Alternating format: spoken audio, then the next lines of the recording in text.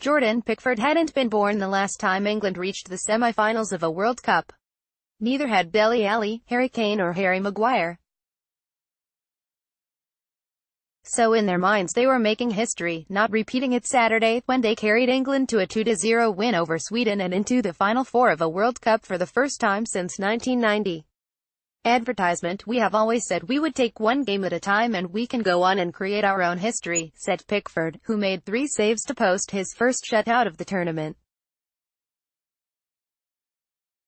A first-half header from Maguire and another in the second half from Alli provided the offense, and then afterward Kane, the team's captain, provided the perspective.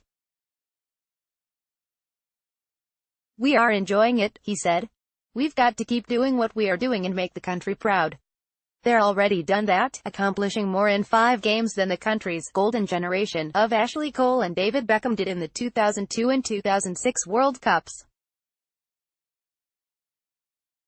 Those teams got to the quarter-finals in both tournaments but went no further, going out on penalty kicks the second time, one of 6 times England has been eliminated in a shootout from a major competition.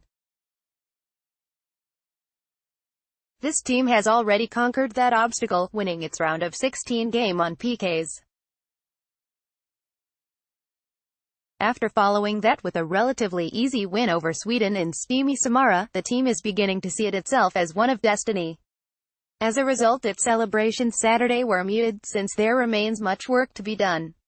"We looked composed. We looked like we controlled the game," Kane said. Maguire opened the scoring in the 30th minute, heading in a corner kick from Ashley Young. It was Maguire's first international goal and England's 7th score of the World Cup on a set piece. It turned out to be a game-changer. Soccer Russia's surprising World Cup run ends in shootout loss to Croatia by Kevin Baxter and Sabra airs July 7, 2018, 4:05 p.m. Up until that corner, I felt that we had everything under control, Sweden coach Jonna Andersson said. "I felt that we had the match in our hands. After that, it was all England." Alli doubled the lead 14 minutes into the second half, nodding in a far post cross from midfielder Jesse Lingard. The goal made Alli, 22, the second youngest scorer for England at a World Cup behind Michael Owen, who was 18 when he scored in the 1998 tournament. It then fell to Pickford to hold the lead and he proved up to the challenge, making 2 stout saves in the final half hour, the first against Victor Claesson and the second on Marcus Berg. That ended a historic performance for Sweden, which hadn't made it to the quarter-finals of a World Cup since 1994. It got there this summer, with a roster carefully constructed by Andersson, who ignored the talent and distractions of Galaxy forward Zlatan Ibrahimovic in favor of blue-collar grinders. "Football is a game played by a team," Andersson said.